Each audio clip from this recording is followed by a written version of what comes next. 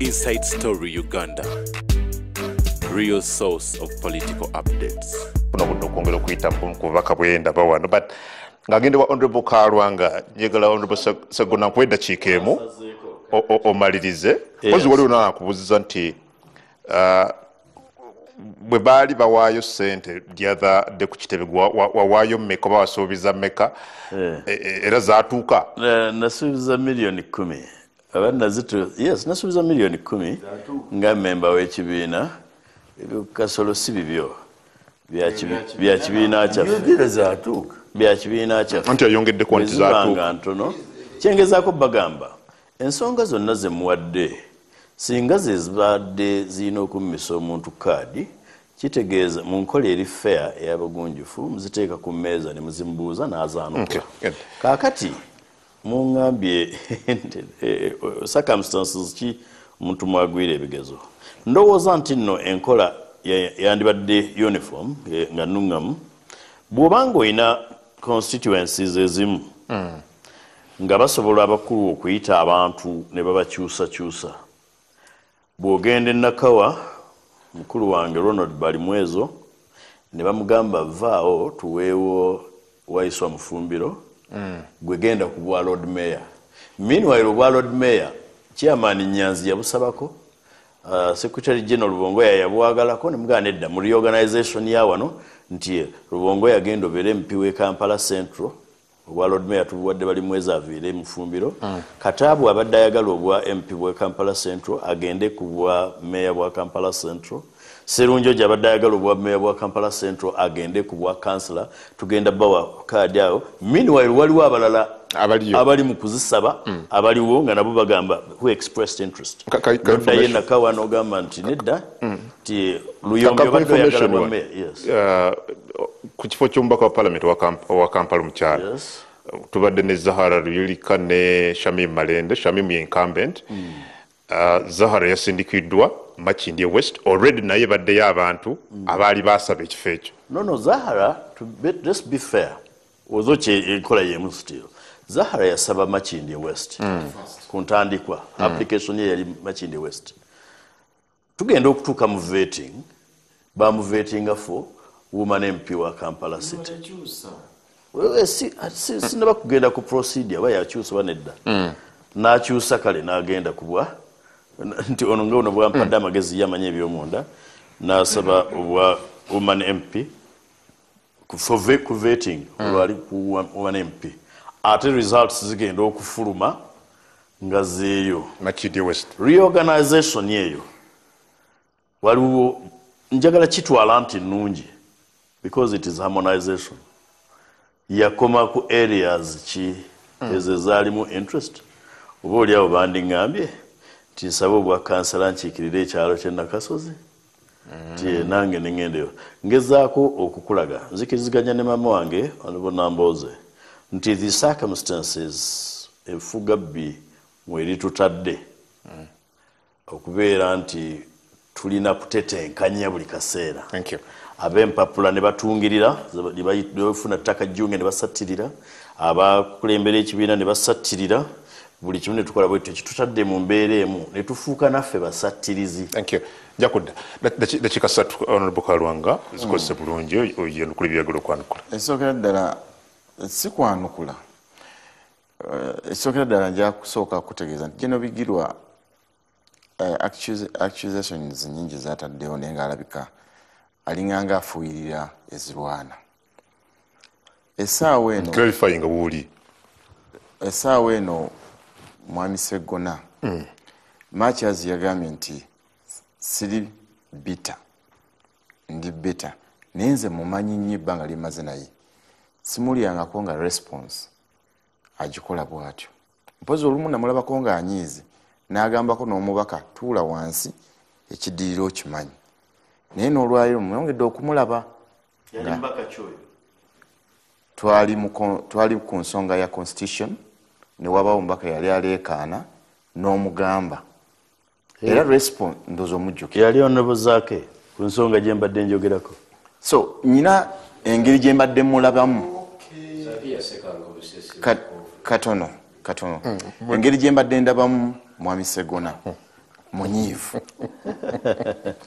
munyiivu ekyokubiri bonna bazaakoonako n'okweteeka ku ssa erigamba nti mwandimpadde omukisa neŋŋenda wakiri neesimba ku bwerosi eyo si statement eyandivudde muntu omusanyufu bwekibanga kisoboka kubakikuye level playing ground mumpe omukisa malirize so tuleke kukozesanga kaseera nga kano kuteekawo mbeera eyongera kusajjula kubanga mwami Kasolo okulwana okuliwo okufunamu kubanga mwami Genobigirwa olina issues zoteeka ku mmeeza ogusa ensonga zo nze ngamba akaseera kano tekandikozeseddwanga kuyuzaayuza nakutemaatema njagala kumaliriza so Sseggona gwe bamye bendera omwamagezi ki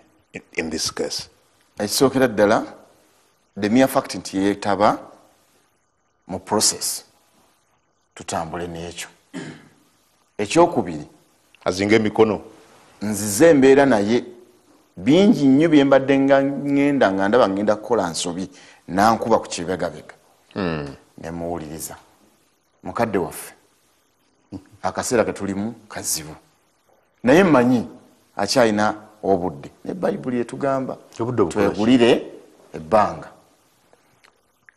abasekeeterezi baleke kukozesa nsobi okuyiwa kiwatanda akyalina obudde obukola kikyabaddabuze ennaku ziri esatu nina kapasite eyiwa ekintu kino ebigambo byoyogera n'engeri gy'oyogeramu no beera mugumu ndi ku level eta qualifying kufuna kaadi ya kibiina yali I'm too small to do that ekyo osobola kigamba oli mukumpanika ekyo osobola kigamba muntu atakumanyi naye kaalwa ng'akumanyi sikyotegeeza njagala kusaba mwami Kungu nti wakati ng'ebibiina bikula manyi bikulira mu kulwana entalo zibaawo naye tukkirize nti nga maama bwe yakyogedde mukyala Nambooze nti embeera mwe tuli erikagivunaanyizibwako naye ekigenda tukola bubi abantu be tulina be tujja tutambulirako bwe basalawo okutusindika njagala kudda Honorable Nambooze but Honorable Kasolo kasita bakudde eri bino ebiriwo n'engeri bendera gye zaagabiddwamu ne ticket birekawo ekibiina kya NUP Honorable Kasolo especially mu kalulu kano ke tugendamu ku babaka ba parliament tekiriiwo ekyo tekiriwo ekibiina naye nze ate obedda simanyi nti n'onabo Kalwanga embeera eno agifiiriddwamu bw'ati atya kuba agambye ono y'omu ku bantu abadde bamulagirira ekyokukola mu paalamenti kakati ng'amukuba ku kibegayoga nti tukola nsobi kakati n'awulira natakikola kakati kyogamba ziri engero ezagozadde bw'obanga omusajja ng'ono kati entebe ye mugimugjeemu kansaba ono agenda omuddira mu bigere naye ajja kusobola okukulungamya mu paalamenti Mathias Walukaga naye Honorable Nambooze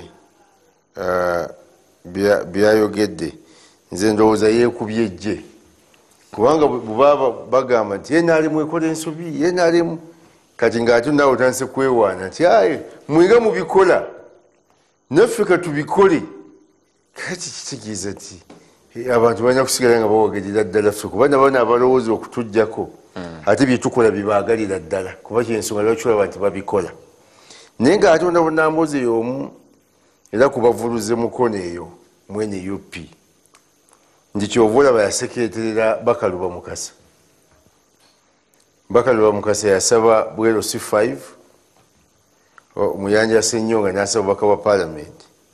Honorable Nambooze ng'atwala ebbendo lyeyo n'asekeetera kubanga ye tayagalako muntu eyo alinamu mbavu ati yatwala ekitundu ekyo kakati oyagala nga nti NUP n'akyemalira waliwo akakiiko yatwala kati akakiiko keebuuza kwani kayinza okulekayo okwebuuza ate kwakuli ebbendo oyagala kukola kigundu kubanga tatula ku she doesn't sit on the EMC oli yakulya ebbendobendo lya mukono.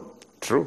Kakati okukyusa omuyanja Ssenyonga niwanga nti va ku BMP genda ku Bwero C5. Kibanza buteebuuza ekibiina kiyinza buteebuuza ku ani atwala ebbendobendo eryo. Kakati kyovula bona ababaka ba Mukasa nti Nambooze ku kino kyonkoze nina kwesimbako. Okay. Kakati omusajja Simbwa Nakifuma. Nalabye bawadde Sulaiman Kiwanuka. Simbwa ku mukolo gwe yategeka yeti yamanya nti omukolo gwategese n'ayitaba Nambooze n'ayitaba Mwanga Kivumbi ti ate ali mu kwegoba. Kwakati bo bano Nambooze yali yakunze dda ono afunye kaadi. Nangamba afunye kaadi Nakifuma. Sulaiman Kiwanuka. Gutulimesa mukolo. Nekunga abantu bajje bangi kati bwe tuba tutuuse. Kakati bo balage balekanye nnyo omukolo gw'oli. Balage nti gw'olina amaanyi kati ojja kuba omaze kaadi. Era kasita nakigoberera bwe nti era ngenda okulaba nga wona Mwanga Kivumbi atwala ebbendobendo lya Buganda n'engalo z'omutekesi atuzikwatamu nenga nti ono agobeddwa. So kakati obunnanfuusi n'okweyagaliza mu kibiina ekyalesa obuzibu. Oli n'agamba nti ono omusajja ono omusajja ono agabagaba nnyo mu constituency ye agenda kunyononera omuzannyo gwange nze wange ate sigaba. Thank you. Honorable Betty Nambooze, nja kukusaba okoze eddakiika 3 oyanukule but also ne way forward ku nsonga gye tukubaganyizaako ebirowoozo olunaku olwaleero.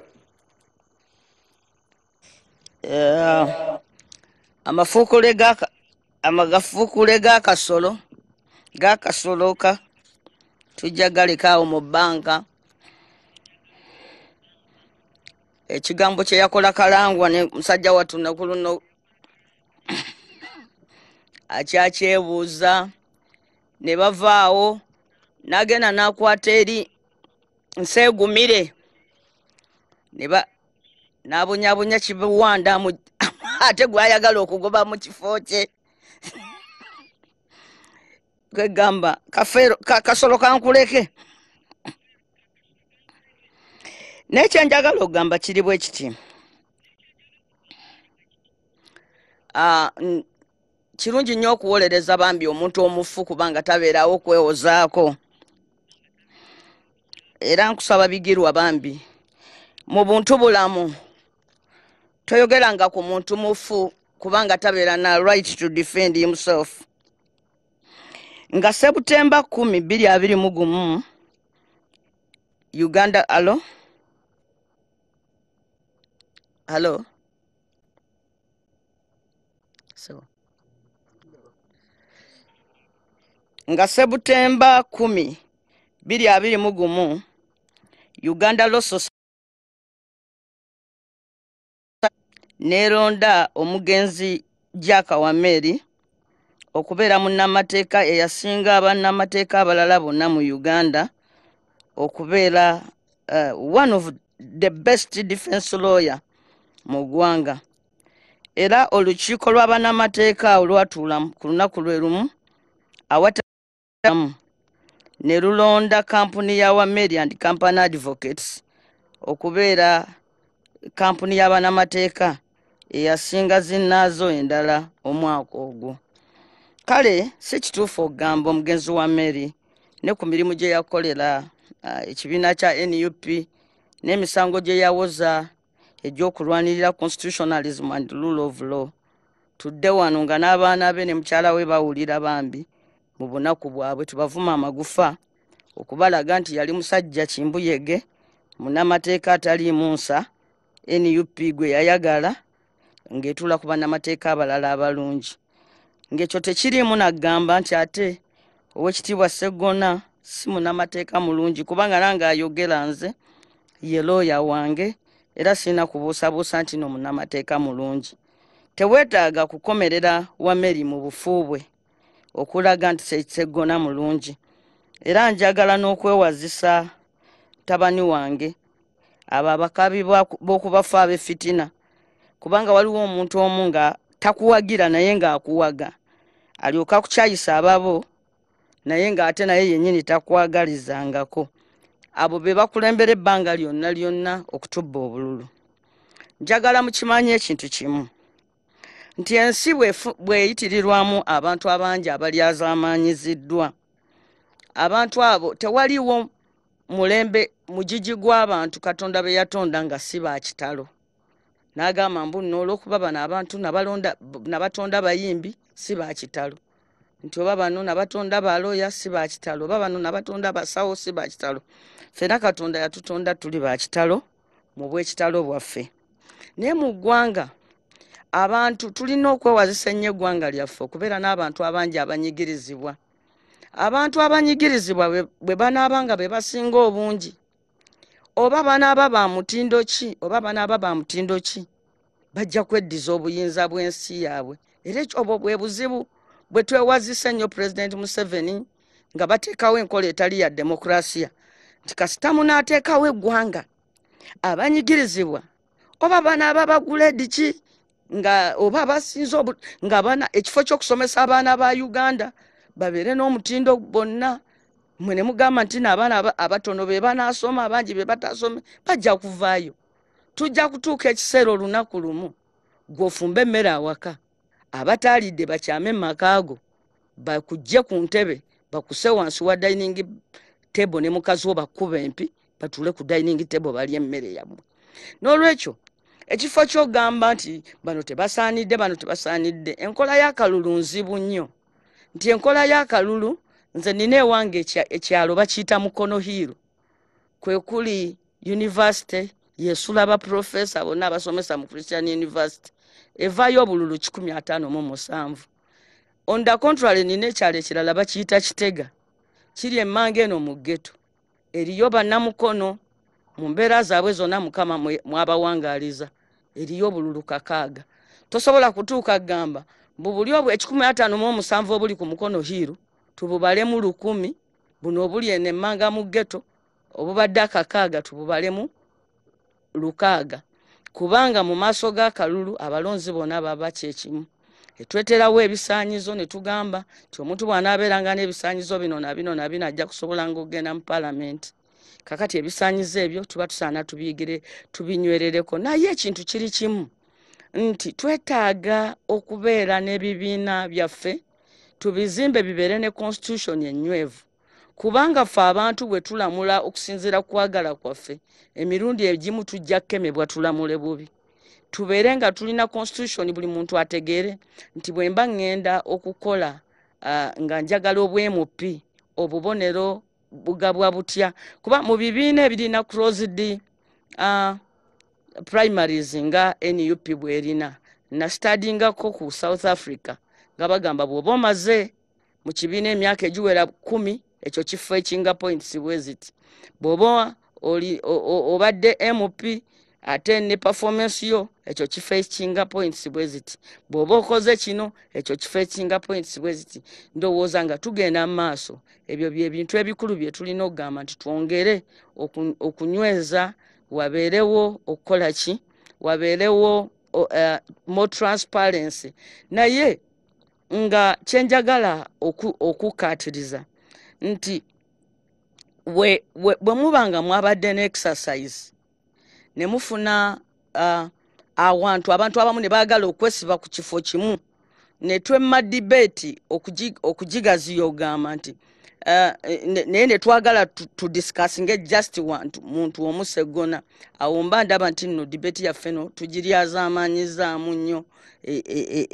ekyenjawulo mpozi waliwo nange ekirala kyempulidde awo omukulu oyo ng'ayogera mukulu Kalwanga nange nakitegedde ekyo kyo ndowooza obunafu bwava kuba nti nno akakiiko kalibadde all the time kawa information nti Makindye eyo yatutawaanya Makindye yasooka nebeeramu abasaba Zahara nga y'omukuzo oba yasaba Makindye kuzombi eruwa ate n'avaayo n'adda ku kyabakyala ate ewa Makindye omu n'avaamu kati mwami mulya nyama n'asenguka kati kyentegeera nti ne Zahara naye n'asenguka kyokka ate mu public ndowooza ne kitavaayo nti ogenda okulaba yo EMC egamba twamuinterviewingira ku Makindye ate abantu abalala bali balowooza nti ali ku kyabavubuka ebintu bwe bityo bisaana n'ebiba nga waliwo a very strong public relations team naye ate ekyo tetukinenyeza bantu fena eno tuli mu learning process kino ekibiina kya myaka 5 era ate bwe tunazanyira mu mbeera ne tugamba nti oba eyo embeera tugizanyiremu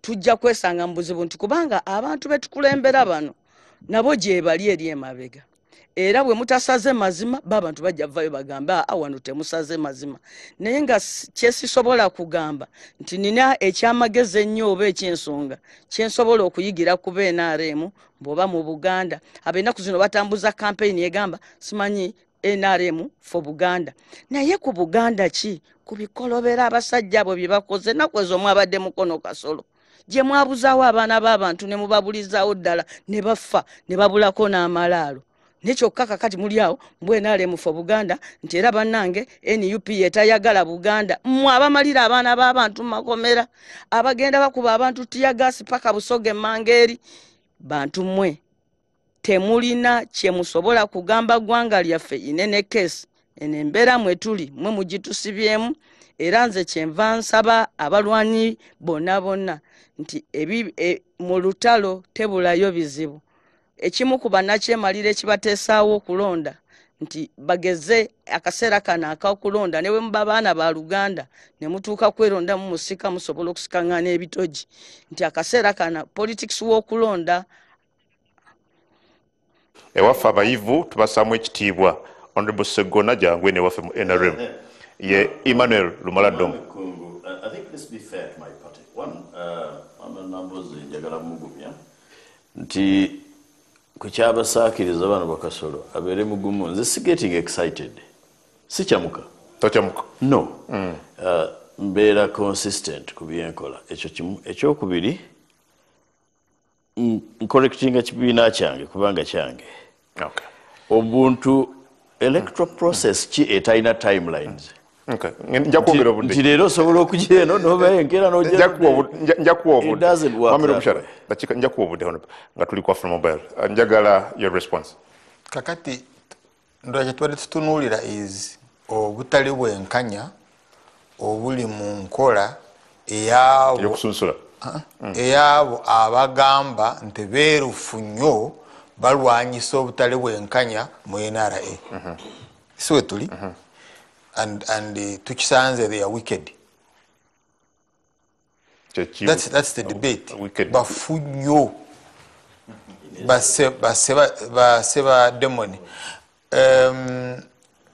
mukulu Segona ikimanyi Honorable Segona ne Honorable Kasolo tuwulize ko Honorable mukulu Segona nkimanyi culture yo tekukkiriza kwogera nga mukiga oyina kuba diplomati nnyo ekibiina kyange but you know the truth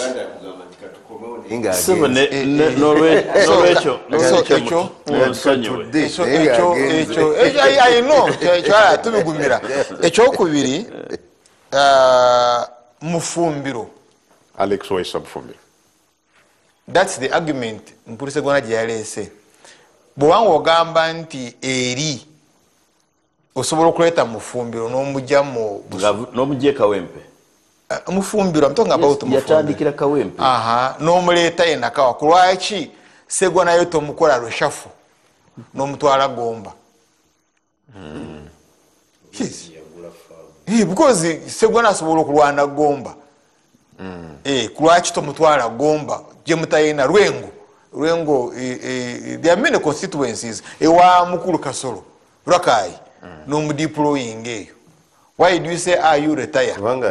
Sekaboni akalaga nti bakyamwetaaga which is okay then bogera amazima bajja olugezigezi nomanyi nange abadde lawyer wange mutabani wange musajja mulungi kyekyabaako settlement y'oboteri bw'olaba ebirungi byange nga nfudde. Now the second one so Mufumbiro yafuuka candidate yatwala flag wali nga tanaba na kugirowoozaako nga tanaba na kugisaba nga tanaba kujja mu expression of interest baali bagimuwadda ono Lee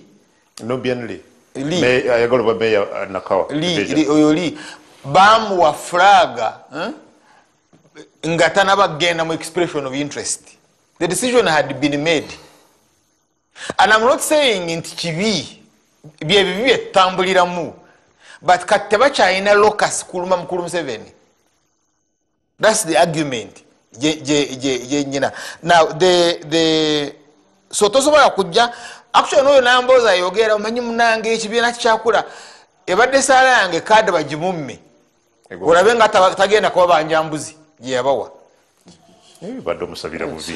And you see, because be balese injustice mu society ola engeri gye yalwana ne mawo yalikedde wampuuga. you see twandirabye. Now the debate would have been sweet and the ballast nga agamba mumpe embuzi yange bagenda kuta omuntu kubanga embuzi yalikedde wampuuga kutwala mbuzi. You get so gante tubagoberera in privacy tubagoberera but ekireetedde ekizibu injustice mu Uganda okukula is because mutya nnyo okwogera amazima. Kyobola aba deployments zoyina mukulu Segona tebasobola kubeera mu lukiiko. You get lukiiko is a parliament. But you genda olabe bano bemulondalonda wano oba basobola okukolofayinga kubeera eri. It's the same territory, same ground, bizibu byebimu. Kulwaki olowooza nti eno ground eno ey'okukola registration ku banking mwe mugenda okukola etteeka erya Bank of Uganda nti yeefuuka dumping ground? Think about the country. Omanyi munange yagamba kati ekifaananyi baleme okusitula ekifaananyi kye Uganda eri mu bizibu katusitule flag. Ono amanyi Uganda gyava. Does he know the price eweereddwa gye tufulumiza the cost eya Uganda okutuuka wano project Uganda? Mwe mukyajjukira nti waliwo ne scars Luweero, heaps of scars is ever in politics gone bad, gone wrong. Why do you want to think ebintu tebikyuka nti ebiregala tebisobola okubeera wano nebifuka nebiryoka bifuuka ebyemizannyo? So kivuddeyo bulungi. Kivuddeyo bulungi ekiri nti Sulaiman Kigundu omugenzi Governor Bank of Uganda yali azimba FDC. Ndozala engeri gye bagisse. Yes. DP ewedde. It's finished. It can't even fill the presidential candidate. UPC, Uganda People's Congress, that's what I'm fielding a presidential candidate. Why? Because of this injustice. No, there is a court order. No, sigenda kujikiriza. Oyina organization you say gonna jakwera constitution ngochimanyi the constitution is fake. It is there. These documents are available. Mujira chabadaga ntanaye nawe wali watuuka n'ogendera ku deep state. Which constitution is fake? Gotobe manyi. The one I made? Which one? Eje mwakola waliwo constitution yali amending. Njogera ku gye manje nakola. Byomanyi segona tewali kyota manyi chola oli sakalwanga gamba nti you are too much of a diplomat. Thank you, Charles. Mwami Bijiro. Yes, jegolo umbe. Ku bigenze mu maaso kisooka njala kutegeeza mukadde wange nalibona Mboze muwe ekitiibwa ku bandudde naye ebbanga ddene nasooka okumulaba bali bamuvuga mu baasi nga bamuleeta yekka era Segolo no yali looya we naye Segolo naye ng'akyali muvubuka mu kiseera ng'avuga kibiina yali avuga korona kibiina mujjukize ne Moroka gye yali avuga okuva ku olwo tetuvanga of course it was a corruption case naye nga yali eri awo nga tekola makulu naye nga bagimutaddeko kati nze ntambudde naye ebbanga ddene egyo emyaka gye njogerako girimu 2 plus wadde tampagirangako naye nze muwagidde mu bintu bingi but kyenjagala okumutegeeza ekintu kyatalinaako moral authority era ekintu kyatasobola kugibwako adiithi ye National Unity Platform talina kyagimanyiiko wadde bugoberezi ali mukati actually futu soja w'okwedikwota ali ahead kubigenda mu maaso mu NUP okusinga Honorable Robert Namboze so saagala kumugenda nnyo kuba nze nali mu deep state ya NUP era ebyanzijayo byebimu ku bino bannange bye balabye ng'obudde bukoze ki obudde buyise ekyo nga kivuddeko babukuba ekyo nga nze siwangulwanga kuba nze nziyakeera ku makya ne ntuuza olukiiko lw'abawulire neŋŋamba eno tiimu nfu ngitadde abantu ne balowooza nti byenkola sibitegeera but here we are nalusegonize here n'abalala kati point endala kati ngambye nti obitegeera njagala kurikonfaminga nti akakiiko tekaliyo. Let me give you two examples. One, eri ebusoga waliyo omwami bamuyita Bamululenzi ye current mayor wa Iganga. Mu vetting ku ground yafuna 52 out of 60. Mu wano kwa appearing before the max bakuwa max notegeera. That is a deep intelligence. Atolooza ndi wa bulijjo. Ze siri wa bulijjo. Kiri ekintu nze yakizimba. PPF. Kiri ekintu nze awali ebituli manyiwo. Number 005. Yes, kakati na appearing before the committee. Ng'akimye max yana n'afuna 38. Bonna ba commissioner ne bakanya naye nti you are the best candidate. Naye ne bamugamba genda olaba omukulu tetulina kyakola ffe ebintu byonna wabiyise naye era Kyagulanyi yamuumye tiketi tewali mulala binafusi ng'ekimuumisa tiketi kiri kimu bamubuuza ekibuuzo mu vetting ne bamugamba oli mukwano gwa Bigirwa kati ebusoga tetuli bannanfuusi tetulimba n'abagamba nedda Bigirwa is not just a friend to me but is my brother because I was his best man, he was my best man. Wedding is a zonna so sobola kuyimirira wano nemwegaana olw'okubanga nzize kwogera flag mumanyi era bwe mba nyagadde omukubira essimu mukubira but mu byobufuzi byange byentambuza tabiriimu kubanga ye ya moving on. Kakati ne bakiteeka ku record is a brother to General Bigirwa Moses. Omukulu ne bamuwa report n'agamba ono taqualifying. Just like that. Katoyiza kujja mu kamera wano n'ogamba nti akakiiko. So is the incumbent mayor? Is the incumbent mayor on NUP. One of the starters. Abavuka benatandika nabo okuzimba ekintu. Incumbent mayor wa Iganga municipal. Bawadde omuntu yakajja mu NUP emyezi 3. Emabega. Emyezi 3 emabega. Oyogera ku Mudyobole Abedinasa. 3 months back, that is 90 days. Kati ye flaga bearer ne bakuba historical. So, temulimba bantu nti akakiiko wekali. There is no kakiiko ekiriwo kiri nti akakiiko ka profilings ne kawo mukulu. Katukole bwe tuweyongereyo. Well, aliku barometer twagala genda kwa from mobile kati denga twagala kujja